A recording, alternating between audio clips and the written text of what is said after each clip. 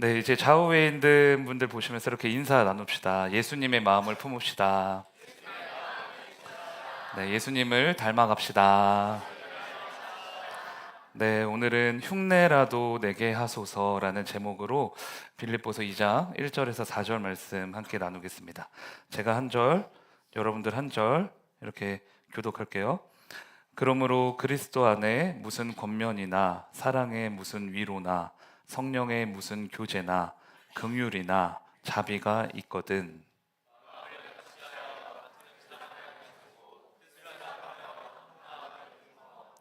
아무 일에든지 다툼이나 허영으로 하지 말고 오직 겸손한 마음으로 각각 자기보다 남을 낮게 여기고.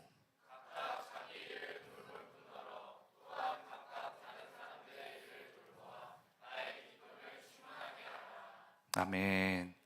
네, 우리 먼저 청년 캠프를 주관하신 하나님께 영광의 박수 올려드릴까요? 네, 감사합니다. 네, 불가능은 없다. 네, 네, 언제 할지 모릅니다. 네, 우리 청년분들에게는 옆에 이제 뭐 벽에 이렇게 다 붙여놨는데 와이낫의 믿음을 부어주신 것 같아요. 와이낫 할 수 있거든이 무엇이냐? 믿는 자에게 능치 못함이 없다. 이 믿음이 우리 누리 공동체 모두에게 임하기를 축복합니다. 네, 그리고 사정상 참여하지는 못했지만 물질과 기도로 후원해 주신 모든 분들께 감사드리고 다음 캠프에는 더 많은 분들 오셔서 같이 은혜 받고 친해지면 더 좋을 것 같습니다. 네, 여러분 빌립보서 다시 들어가는데요. 빌립보서의 배경 안 까먹으셨죠? 까먹으셨어요? 빌립보는 어떤 도시였죠? 네? 네, 맞아요. 잘했어요. 로마 시민권을 아주 중요하게 생각하는 도시였다. 로마의 퇴역 군인들이 대거 이주해서 로마의 아이덴티티를 심은 도시. 그래서 시민권을 굉장히 중요하게 생각했죠. 그래서 바울이 빌립보 성도들에게 어떤 이야기를 꺼낸다 그랬죠? 어떤 시민권? 네, 하늘의 시민권. 로마 시민권 부러워하지 마. 너네는 하늘에 발을 붙이고 사는 천국의 시민이다. 100년이면 로마 시민권 휴지 조각 되지만 너희는 영원한 천국의 상속자다. 그거 기억해라. 그것이 그리스도인의 명예와 품격이다. 라고 말씀드렸어요. 기억나시죠? 이제 2장으로 넘어와서 천국 시민권을 가진 자로서 이제 우리가 어떻게 살아야 하는지를 설명합니다. 혹시 저 마이크 좀 이상하지 않나요? 괜찮을까요? 괜찮아요? 본문 1절, 2절인데요. 쉬운 성경으로 한번 볼게요. 쉬운 성경. 네. 읽겠습니다. 시작.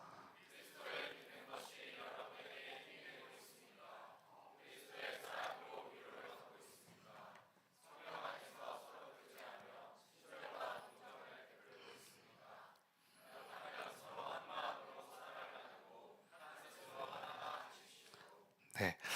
예수님을 믿음으로 힘을 얻었다면, 위로를 받았다면, 서로 교제하고 있다면 한 마음과 한 뜻이 돼야 한다는 거예요.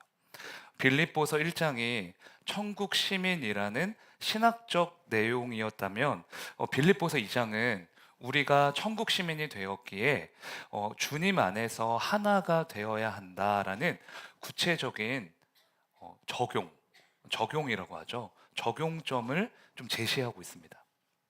구원받은 것으로 만족해서는 안 되고 예배드리면서 위로받는 것으로 그쳐서는 안 되고 교회 안에서 우리가 하나 되는 훈련을 해야 된다. 이걸 말하고 있는 거예요. 그래서 이어지는 3절은 이렇게 말하고 있습니다. 제가 읽을게요. 무슨 일을 하든지 경쟁심이나 허영으로 하지 말고 무슨 일을 하든 내 옆에 있는 사람을 짓밟으려고 하는 경쟁심으로 하지 말래요. 시기와 질투를 말하는 거죠. 소설가 김홍신이라는 분이 이런 말을 했어요. 한국인은 배고픔은 해결했지만 배 아픔은 아직 해결하지 못했다. 이게 무슨 말인지 아시나요? 배고픔은 해결했지만 배 아픔은 해결하지 못했다. 사촌이 땅을 사면 뭐가 아프죠? 배가 아파요. 왜 배가 아프죠? 사촌이 땅을 사면 축하해줘야죠. 함께 기뻐해줘야죠. 그런데 우리 속담에는 사촌이 땅을 사면 배가 아파요. 왜? 내 마음에 뭐가 있으니까. 시기와 질투가 있으니까. 사촌을 내 동역자가 아니라 라이벌로 보니까. 그래서 사도 야고보는 시기심과 경쟁심을 같이 언급합니다. 야고보서 3장 볼까요? 여러분의 마음속에 지독한 시기심과 경쟁심이 있으면 자랑하지 말고 진리를 거슬러 속이지 마십시오. 제가 야고보서 설교할 때 말씀드렸던 것 같은데 경쟁자를 뜻하는 영어 단어가 뭐죠, 여러분? 라로 시작하는 거? 라이벌. 근데 라이벌은 리버, 강 아시죠? 리버에서 온 단어예요. 리버. 같은 강물을 마시는 자가 경쟁자다. 그러니까 강이 다르면요 경쟁할 이유가 없어요. 라이벌이 안 돼요.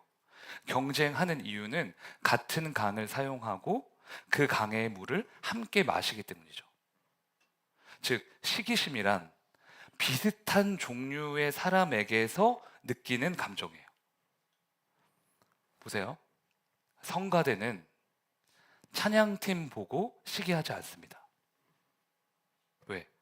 성가대 안에 나보다 노래 더 잘하는 테너를 보고 시기하죠. 찬양팀도 그래요. 찬양팀 싱어가 설교자 보고 시기할까요? 우리 싱어분들 저보고 시기 안 하잖아요. 아무 상관없죠. 잘하든 못하든. 같은 싱어 중에 나보다 노래 더 잘 부르는 사람 보고 시기하죠. 이 시기심은 대놓고 티가 나진 않습니다. 그런데 조금씩 우리의 내면을 갉아먹어요. 사울 왕이 다윗을 죽이려고 10년 넘게 쫓아다녔죠. 얼마나 큰 죄악이에요. 그래서 나중에 사울이 하나님한테 심판받잖아요. 회개하지도 않고 악한 짓을 너무 계속하니까. 그런데 그 시작은 사실 별거 아니었어요. 사울이 다윗을 뭐 하는 것에서부터 시작됐을까요? 시기하는 것. 이게 사무엘상 18장에 나옵니다. 그날부터 사울은 다윗을 뭐 하고? 시기하고 의심하기 시작한 거예요. 이스라엘 백성들이 사울보다 다윗을 더 높였습니다.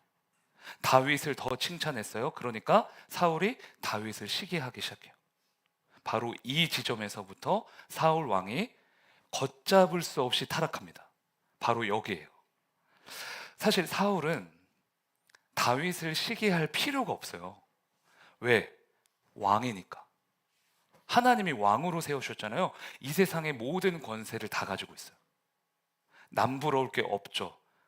백성들이 다윗 좀 칭찬한다고 해서 그거에 목맬 필요가 뭐가 있습니까? 그런데 시기심이 마음에 자라나자 분별력을 잃은 거예요. 그래서 자기 인생뿐만 아니라 이스라엘이라는 한 나라를 망하게 한 겁니다. 결국 시기심은 공동체를 파괴하는 왜곡된 자기 사랑이다. 이렇게 정의할 수 있을 것 같아요. 여러분 잘 생각해 보세요. 사울에게 다윗은 아군이에요, 적군이에요? 다윗이 아군입니까, 적군입니까? 아군이죠. 다윗이 골리앗 물리치고 적군들 다 때려 부수고 다니면 완전 아군이죠. 나라 전체로 보면 사울 왕에게 다윗은 천군만마입니다. 그 당시 사울의 진짜 적은 누구였냐? 블레셋이었어요. 그런데 사울 안에 있는 시기심이 블레셋을 보지 못하게 하고 다윗을 주목하게 해요. 시야를 좁아지게 만드는 거죠. 하나님의 관점이 아닌 뒤틀린 관점으로 다윗을 주목하게 합니다. 이 시기심 때문에 이스라엘의 초대 왕, 첫 번째 왕이 처참하게 무너진 거예요. 여러분, 바울이 빌립보 성도들에게 한 마음과 한 뜻이 되라고 하면서 왜 시기심을 가장 먼저 언급했을까요? 처음에는 티가 나지 않지만 그것이 우리 마음속에 조금씩 자라나게 되면 그 공동체는 언젠가 여지없이 무너지게 될 거라는 확신이 있었기 때문이에요. 그래서 권면하는 겁니다. 시기하지 말고 서로 진심으로 칭찬해줘라. 옆에 있는 사람이 잘했으면 더 높여줘라. 축복해줘라. 그것이 우리를 하나 되게 하는 길이다. 여러분, 그래서 옆 사람이 잘했으면 어떻게 해야 돼요? 배아파하지 말고 칭찬해야 돼요. 진심을 다해 그 사람의 노력과 애씀을 격려해 줘야 돼요. 높여줘야 됩니다. 그것이 여러분을 지키고 이웃을 지키고 공동체를 지키는 길이에요. 그리고 이어서 바울은 허영심에 대해서도 이야기합니다. 본문 3절 읽어볼까요? 시작. 네, 여러분, 허영심, 허영은 뭘까요? 허영. 공작새 아세요? 공작새? 공작새 생각하시면 돼요. 공작새 수컷이 암컷에게 구애할 때 어떻게 하죠?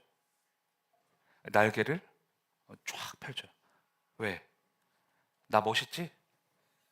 나 대단하지? 자매들이 제일 싫어하는 유형의 남자 일 것 같아요. 공작새. 앉아서 계속 얘기하는데 계속 자기 자랑만 하고 자기 잘난 맛에 빠져 있고 자아도취되어 있고. 갈라디아서 6장 3절은 허영심을 정확하게 이렇게 설명합니다. 어떤 사람이 아무것도 아니면서 무엇이 된 것처럼 생각하면 그는 자기를 속이는 것입니다. 이게 뼈 때리는 말이에요. 아무것도 아니면서 무엇이 된 것처럼 생각한다. 그런데 그 허영심이 결국 뭘 만든다? 자기를 속이게 된다. 자기가 이만큼 부풀려서 살다 보니까, 거짓과 과장 속에 살다 보니까 결국 그게 자기를 속이는 거예요. 그래서 허영에 물들어 있는 사람의 특징, 자신에 대해 헛되거나 과장되거나 왜곡된 견해를 가지고 있습니다. 한마디로 거품이 껴있다. 우리 지난번에 언제죠? 예캠 때인가? 철로역정 했었죠. 철로역정에 그 이야기 나오잖아요.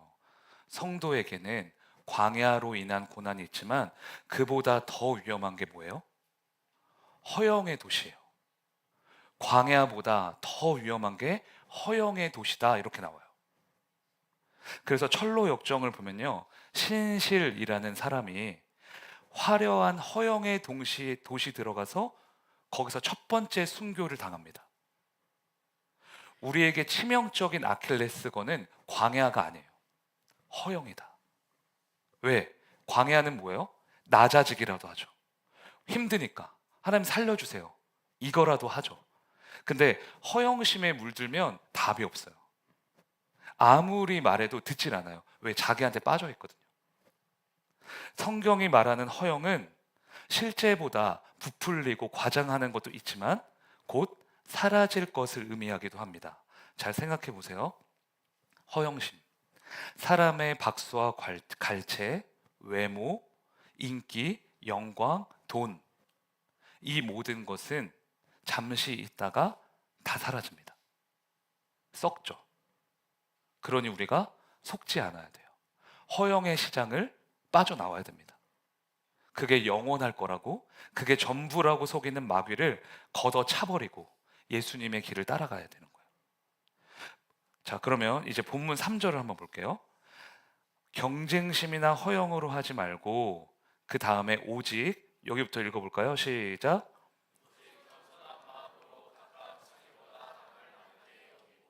네, 시기심과 허영심은 우리를 하나 되지 못하게 하는 거품이었어요. 그래서 이거는 걷어내야 된다, 이거고요. 이제 우리가 갖춰야 할 것도 말씀해 주십니다. 오직 겸손한 마음으로 자기보다 남을 어떻게 해야 된다? 낮게. 이 낮게 아니죠? 네, 이 낮게. 여기서 여기고라는 단어를 주목할 필요가 있어요. 여긴다. 내가 그 사람을 그렇게 여긴다. 이거는 객관적인 능력 때문이 아니라 상대방의 존재를 존재 자체로 인정하고 존중하는 태도를 말합니다. 만약에 제가 가방끈이 되게 긴 사람이라고 칩시다. 그런데 제 앞에 있는 분이 초졸이에요. 공부를 많이 안 하셨고 지식에 대해서 약하세요. 그런데 제가 그 분을 존중할 수 있을까요, 없을까요? 대답해 보세요. 있어요, 없어요? 있어요. 제 마음에 뭐만 있으면? 겸손한 마음만 있으면. 그죠? 객관적인 능력으로 그 사람을 대하는 게 아니라 그 사람 존재 자체로 귀히 여긴다면, 여겨주는 거죠. 나와 똑같은 하나님의 자녀임을 인식한다면 존중할 수 있죠. 바울은 이 인식이 항상 있었어요. 아무 자격 없는 나를 하나님이 귀히 여겨주셨다. 그러니까 원래는 그렇지 않은데 나를 그렇게 여겨주셨다. 디모데전서 1장 12절. 제가 읽을게요. 나를 능하게 하신 그리스도 예수 우리 주께 내가 감사함은 나를 충성되이 그다음 뭐예요? 여겨요. 여겨서 직분을 주신 거예요. 여겨주심. 내가 실제로 그렇게 막 엄청나게 충성한 게 아니라 하나님이 나를 충성되이 뭐 했다? 예, 여겨주셨다. 주님의 그 은혜가 나를 사도로 있게 했다. 그래서 빌립보 성도들에게 똑같이 권면하는 거예요. 겸손한 마음으로 너희 자신보다 남을, 옆에 있는 사람을 낮게 여겨라. 서로 그 훈련해라. 내가 낮아지고 남을 높이는 훈련. 객관적인 능력과 조건이 갖춰져 있기 때문에 높이는 것이 아니라 그 사람 존재 자체로 귀히 여겨주는 훈련. 예수님이 아무 자격 없는 우리를 그렇게 여겨주셨듯이 옆에 있는 사람을 그렇게 여겨주라는 거죠. 아시겠죠? 네, 이제 본문 4절 봅시다. 본문 4절. 넘어가서 이것도 읽어볼게요. 시작.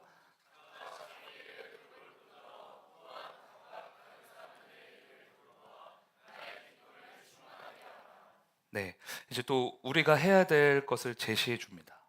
자기 일을 돌볼 뿐더러 다른 사람들의 일도 돌봐줘야 된다. 이거는 정확하게 인간 관계를 말하는 거예요. 내 이웃을 사랑하며 섬기며 때로는 나와 맞지 않은 사람과도 함께 할 수 있어야 한다. 그래서 신앙생활은 꽃밭에서 샤랄라 하는 거 아닙니다. 교회에 처음 오시는 분들이 오해하실 때가 있어요. 교회는 에덴 동산이고 천국이고 좋은 일만, 행복한 일만 넘쳐나겠지? 그렇지 않죠. 절대 그렇지 않습니다. 왜? 교회는 치열한 영적 훈련소거든요. 우리 형제님들 군대 훈련소 다 갔다 오셨죠? 다시 입대하라면 입대. 네, 괜한 걸 물어봤죠? 훈련소는 진짜 힘들어요. 왜? 치열했거든요. 민간인에서 군인이 되는 과정. 마찬가지예요. 교회는 아무 문제가 없는 천국이 아니에요. 서로 맞지 않은 사람과 부대끼며 때로는 서로 시험 들어가며 때로는 상처받고 상처 주며 때로는 듣기 싫은 소리 들어가며 억지로 기도하며 철저히 훈련되는 곳이죠. 처음 예수님 믿었을 때가 영적 신생아라면 교회에서 장성한 믿음의 어른으로 성장하는 거예요. 그래서 여러분 기억하셔야 돼요. 믿음은 반드시 뭐로 드러나냐? 관계로 드러나게 돼 있어요. 이건 정확합니다. 우리 교회는 그렇지 않은 것 같은데, 근데 요즘 한국 교회의 분위기를 보면 어쩌면 각자 도생의 길을 걷는 것 같아요. 나 잘 믿고 있어. 나 예배 잘 드리잖아. 그러니까 나 건들지 마. 너는 너대로 살아. 믿음이 있대요. 건들지 말래요. 서로 각자 알아서 하재요. 죄송하지만 여기에 그런 분들 계시다면 생각을 좀 바꿔보시면 좋겠습니다. 물론 예수님을 믿는 믿음이 있겠지만 그 상태로는 성장하기는 쉽지 않아요. 우리 몸에 있는 근육은 무거운 걸 반복해서 들었을 때 찢어지거든요. 안에. 즉 근육이 쉽게 말하면 다치는 거예요. 그런데 찢어진 근육에 뭘 채워줘요? 주사가 아니라 단백질. 단백질을 채워주면 이전보다 이 근육이 어떻게 되죠? 더 크게 단단하게 성장하죠. 희영이처럼. 찢어지는 고통이 있었기에 성장이라는 게 따라오는 거죠. 그렇죠? 아프다고 피하고 귀찮다고 피하고 안 맞는다고 피하면 사실 성장할 기회를 잃으시는 거예요. 믿음은 기억하세요. 관계적입니다. 예배만 잘 드리면 되는 게 아니고 배우자에게 잘해야 돼요. 찬양만 열심히 할 게 아니고 자녀를 잘 양육해야 됩니다. 새벽 기도만 나오면 되는 게 아니고 내 몸으로 이웃을 섬겨야 돼요. 왜? 하나님 사랑과 이웃 사랑은 같은 거니까. 여기까지 한번 정리해 봅시다. 오늘 본문에서는 우리 안에 있는 뭐와 뭐를 제거해야 된다? 시기심과 허영심, 또 나보다 남을 낮게 여기는 훈련, 그리고 다른 사람의 일을 돌보는 인간관계 권면하죠. 그래야 우리가 한 마음과 한 뜻으로 설 수 있다는 거예요. 근데 여러분 여기까지 딱 들으시고 한번 생각해 보세요. 제가 앞서 말한 것들 다 하실 수 있으세요? 시기심 없애고 허영심 없애고 섬기고 내 일도 하지만 남의 일까지 하고 베풀고 가능하십니까? 충분히 나 할 수 있다.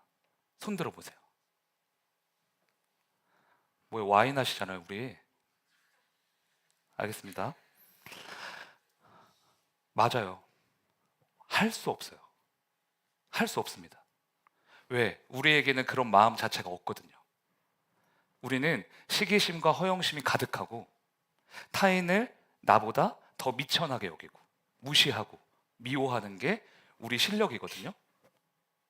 그래서 오늘 본문 바로 뒤에 빌립보서 2장 5절부터 11절까지 뭐가 나오는지 아세요? 그리스도의 찬가라고 하는 시가 나옵니다. 학자들은 이 본문을 시라고 해요. 왜? 너무 아름답고 멋있어서. 그런데 이 시가 어떻게 시작되는가? 여러분들 다 아는 말씀이에요. 빌립보서 2장 5절. 이거 크게 읽어봅시다. 시작.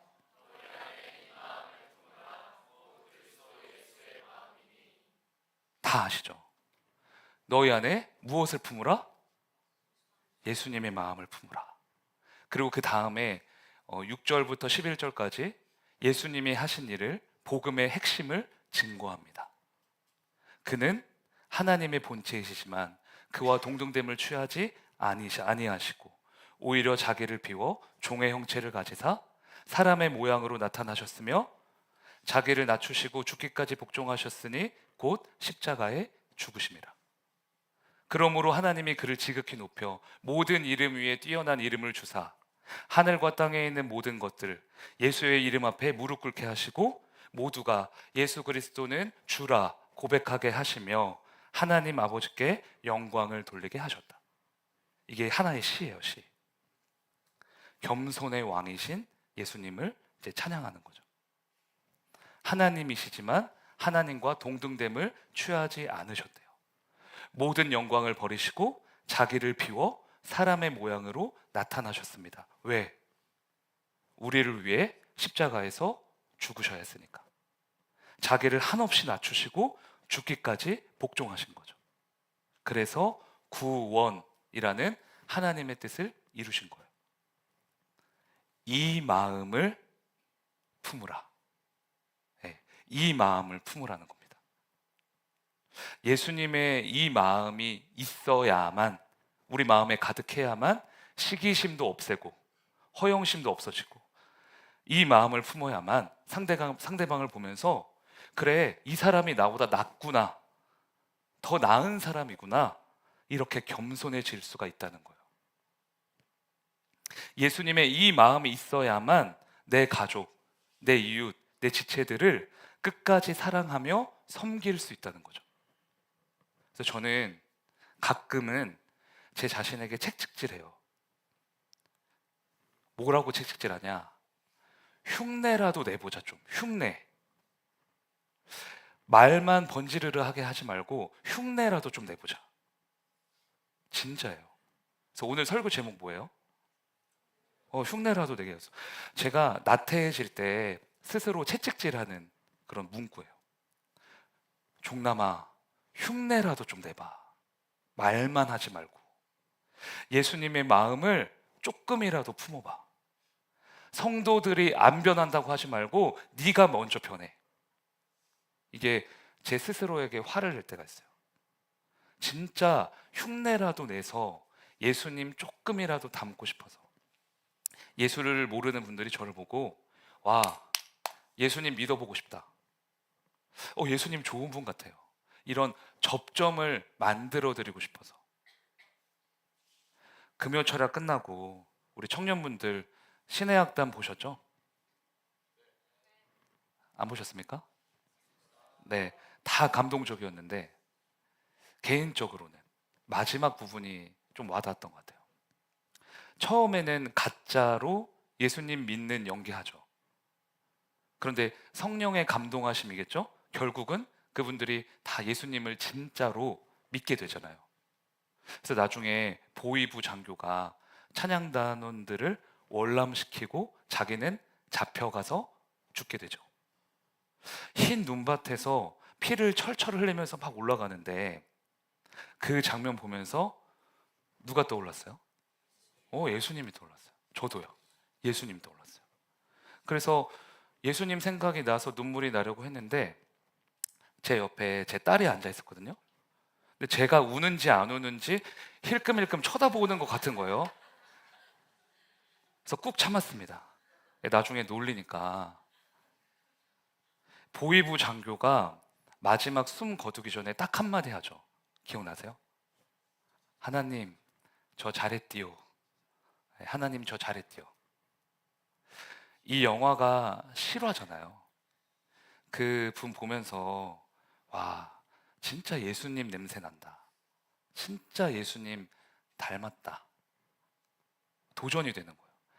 많은 생명을 살리고 죽으셨잖아요. 예수님처럼 한 알의 밀알이 된 거죠. 그래서 오늘은 좀 여러분들에게 도전도 하고 권면도 드리고 싶어요. 여러분, 우리 흉내라도 좀 내봅시다. 흉내. 그렇게 몸부림치다 보면 우리 몸에서, 우리 삶에서 예수님의 향기가 나올 거예요. 우리가 예수님의 마음 품을 때 표정에서, 입술에서, 모든 삶의 영역에서 예수님이 나타나실 겁니다. 그 힘과 능력으로 우리는 한 마음과 한 뜻으로 연합되는 세계로 선민교회 우리누리 공동체가 될 줄로 믿습니다. 네, 그럼 좌우에 있는 분들에게 이렇게 인사합시다. 흉내라도 내봅시다. 예수님의 마음을 닮아갑시다. 네, 저를 따라 고백하겠습니다. 흉내라도 내게 하소서. 네, 오늘은 하나님 아버지의 마음, 우리 같이 찬양하면서 예수님의 마음을 좀 구합시다.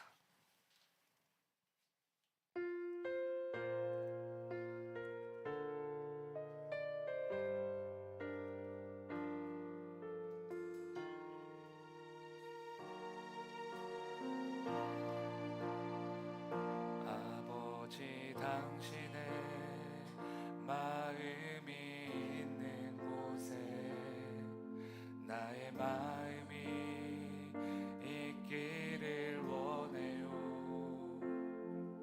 아버지, 당신의 눈물이 고인 곳에 나의 눈물이 고이길 원해요. 아버지, 당신이 바라보는 영혼에게 나의 두 눈이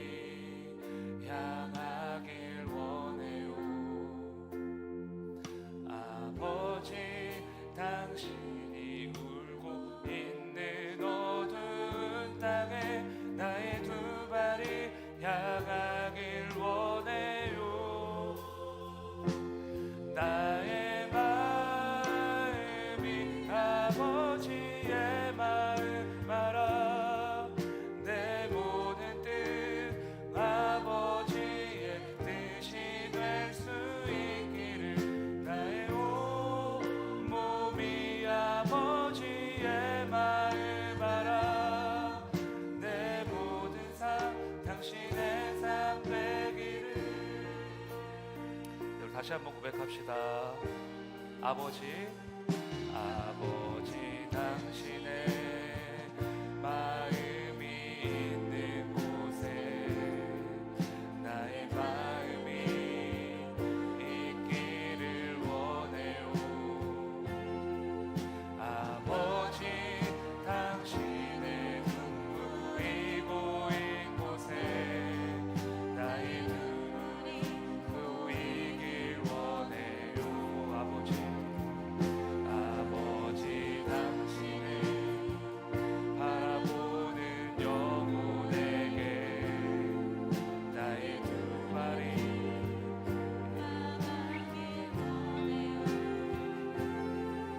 아버지 당신이 울고 있는 어두운 땅에 나의 두 말이 향하길 원해요. 나의 마음이 아버지의 마음 알아. 내 모든 뜻 아버지의 뜻이 될 수 있기를 나의 온 몸이 아버지의 마음 알아. 내 모든 삶 당신의 삶 되기를 나의 마음이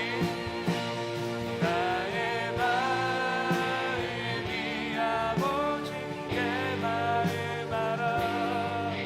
내 모든 뜻 아버지의 뜻이 될 수 있기를 나의 온 몸이 아버지의 마음 알아.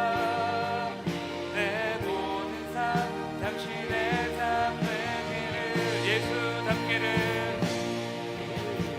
예수 닮기를 예수 보기를 예수만 뽑히길 내가 원하네. 내 평생 소원 예수 닮기를 예수만 뽑히길. 우리 두 손 들고 고백합시다. 예수 닮기를.